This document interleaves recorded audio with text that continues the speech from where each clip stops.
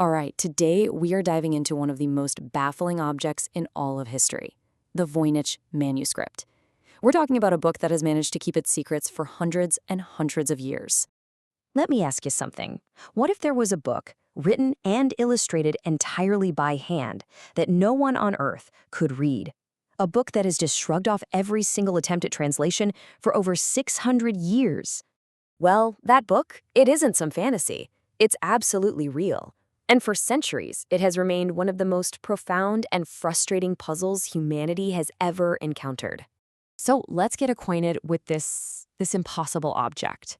Scholars have given it a fantastic name, the Botanical Phantom. And believe me, you're about to see exactly why. Okay, so here are the basic facts. It's called the Voynich Manuscript. It's a codex, which is really just a fancy term for an ancient handwritten book. And carbon dating puts it way back in the early 1400s. Its pages are filled with this really elegant flowing script. So what's the problem?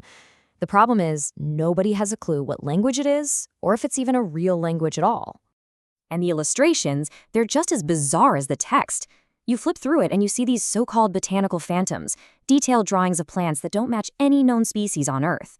Then there are these strange celestial ciphers, astronomical charts that don't seem to correspond to any star system we know. And all throughout the book you find these weird little human figures, a lot of them bathing in these strange, interconnected green tubes. It's like a glimpse into another world. And all of this brings us right to the heart of the challenge. The manuscript feels like it was designed from the ground up to be an impenetrable puzzle. I mean, really think about that for a second. We're talking military code breakers, the people who cracked impossible enemy ciphers in wartime, the most brilliant linguists in the world.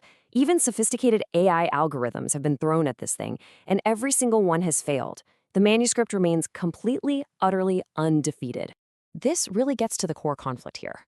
On one hand, the manuscript feels like it comes from a world of medieval alchemy, full of lost, esoteric knowledge. But on the other hand, we're trying to unlock it with the tools of modern linguistics and data science, which are all about finding logical, consistent rules. It's like trying to open an ancient magical lock with a modern digital key. The two just don't seem to connect. So if our modern logic can't get a foothold, what are we actually looking at? Well, this leads us to one of the two main theories. What if it's not a code at all? What if it's simply a lost language? You see, the text isn't just random gibberish. Statistical analysis shows that it has all the features of a real, natural language.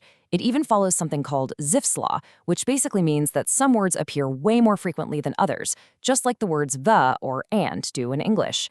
It has a distinct structure, a real flow. It behaves like a language. It's just one that nobody has ever seen before.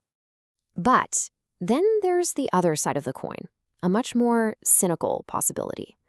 What if it's not a lost language at all, but actually history's greatest hoax? This theory suggests that the entire manuscript is just an incredibly elaborate forgery, a work of art created to look like a book of ancient secrets, maybe to fool a wealthy patron like the 16th century Emperor Rudolph II, who owned it for a time and was obsessed with the occult.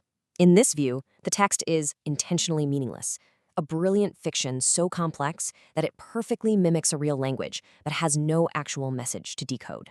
And that's the thin line this whole mystery walks.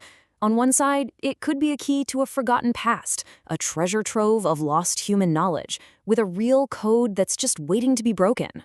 On the other side, it's a masterful deception, a beautiful but totally empty object with no code to break at all.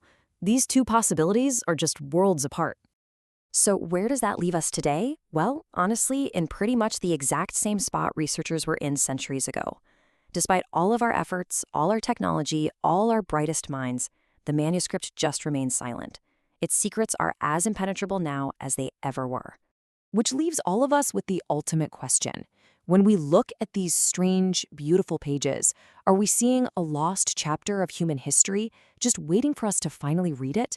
Or are we just admiring a perfect 600-year-old lie? The answer is still out there, locked away inside history's most mysterious book.